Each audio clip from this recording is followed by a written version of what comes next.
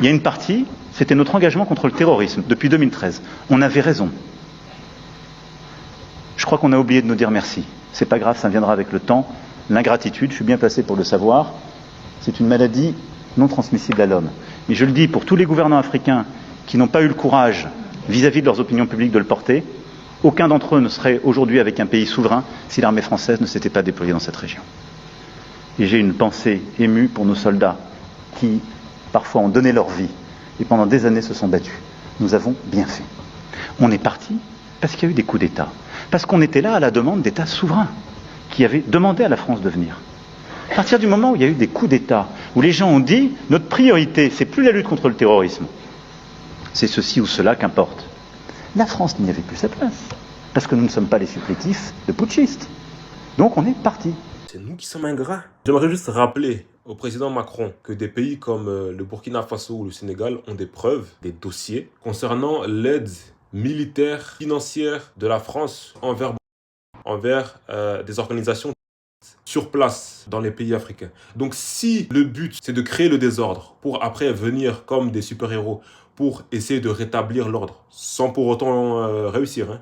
D'ailleurs, il a fallu que nous puissions nous retrousser les manches et comprendre que la France n'était pas là pour les intérêts africains, chasser l'armée française, nous défendre nous-mêmes avec l'aide de militaires pour pouvoir régler des situations en Afrique, au Sahel. C'est nous qui sommes ingrats. Où la France est ingrate vis-à-vis des pays africains. Où la France est ingrate vis-à-vis des ex-colonies françaises qui ont ramené à la France des milliards et des milliards à travers l'histoire. Pour les œuvres d'art, les trésors volés dans les pays africains, jamais restitués, sans excuse, sans pardon, c'est nous qui sommes ingrats. Pour les personnes torturées, tuées, pendues, séquestrées, lynchées durant l'esclavage et la colonisation, est-ce que c'est nous qui sommes ingrats? Pour toute la pauvreté maintenue de force aujourd'hui par le néocolonialisme, avec comme arme puissante le franc CFA, qui ramène encore aujourd'hui à la banque française des milliards. Est-ce que c'est nous qui sommes ingrats ou est-ce que c'est plutôt la France qui est ingrate vis-à-vis des pays africains, qui devrait remercier, mais pendant des siècles encore, les pays africains? Pour le sang versé des Africains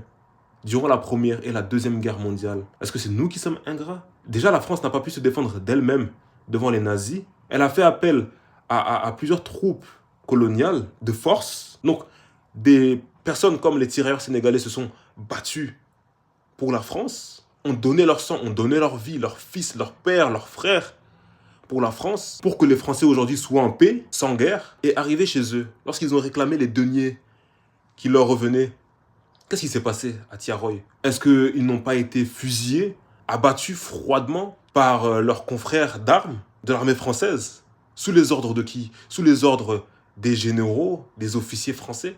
Et c'est nous qui sommes ingrats. À nous, afro-descendants, ça ne sert à rien de réagir avec la haine, avec la colère, être indigné.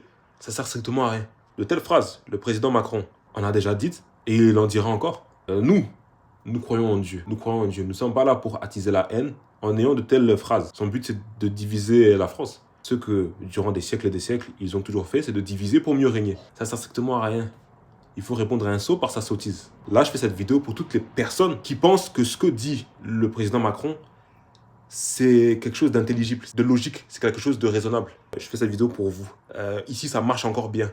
Toutes les personnes qui gobent, qui avalent tout ce qu'il dit, il faut arrêter. Une personne qui agit sans bon sens, c'est une personne qui est folle.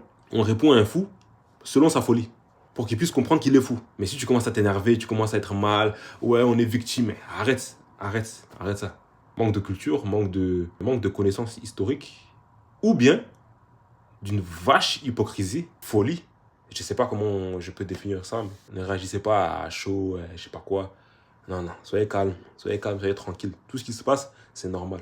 Réfléchissons, apprenons à nos enfants, apprenons aux jeunes l'histoire de l'Afrique pour nous défendre face à de telles attaques. Ça, c'est une attaque, c'est pour ça que je réagis, c'est une attaque. Nous croyons en Dieu. N'attisons pas la haine, n'attisons pas la colère. Je fais cette vidéo pour toutes les personnes qui aimeraient commencer à se mettre en colère ou autre. Ne faites pas ça. Faites pas ça. Soyez tranquille, soyez calme. Et puis, ayez un peu compassion de lui. Vous ne voyez pas qu'une personne qui peut parler comme ça, ici il y a un problème. Arrêtons de regarder avec les yeux physiques, d'analyser les choses avec l'intelligence humaine. Essayons de comprendre que nous n'avons pas à combattre contre la chair et le sang. Nous avons à combattre contre des esprits méchants, des esprits mauvais, des dominations, des autorités dans les lieux célestes. Voilà.